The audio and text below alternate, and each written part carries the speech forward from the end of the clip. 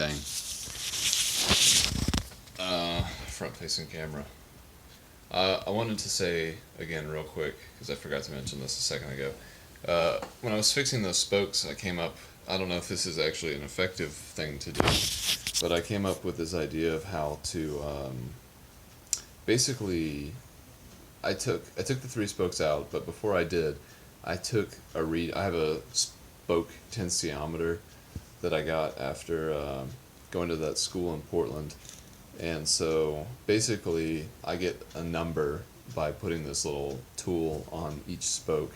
And basically, for the non drive side, I got the number 15, which who knows what that even is, a measurement of.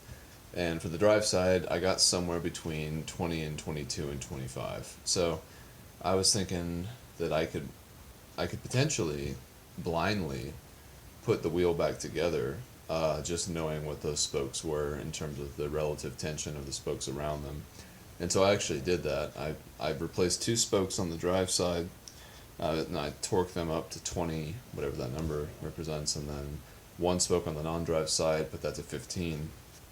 And then when I was actually putting the wheel in the truing stand, it was pretty close to being true, just doing that rough sort of, um, uh, tensioning, I guess. Um, so that was cool. I mowed the grass today, and I think when I was mowing the grass, I had the idea that I could probably do that. Where, it's funny because like numbers and metrics and stuff like that, they're all arbitrary and they're all sort of dependent upon other numbers as just an arbitrary reference. Like in this case, the fact that I had, if there's 20 spokes, 10 on each side, then I had like 8 numbers that I could use as a reference, and then I could just add them all together and take the average of them, and then I could just shoot for that number to be the number that the new spoke needed to be. And similarly, like, for instance, I just made a tincture, and I bought a little pipette to be able to actually take the tincture, but it's not a calibrated pipette, so I don't really know. I know it's 1 milliliter, just in and of itself, but I like the idea of having like numbers in between, that kind of break it up to, quarter millimeter or milliliter, half a milliliter, 3/4 of a milliliter, etc. But without being super accurate, if you just take a Sharpie and you put it like a line, if you measure it with the tape measure, this actually did do this, measure it with the tape measure, and then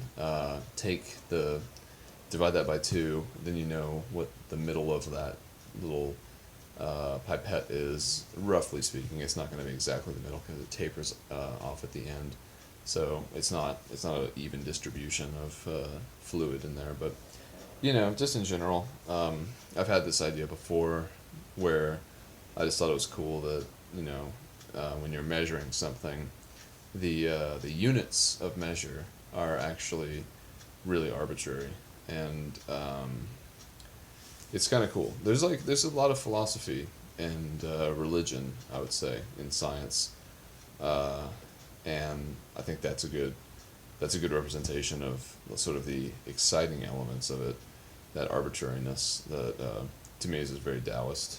So wanted to put that on record just because I thought it was a cool little insight, and at this point anyway, it seems like it actually did the trick. So just using it as an arbitrary but repeated finding, and then applying that to these new additions to the system, and then having them all, tuned up so that they matched. It's cool stuff.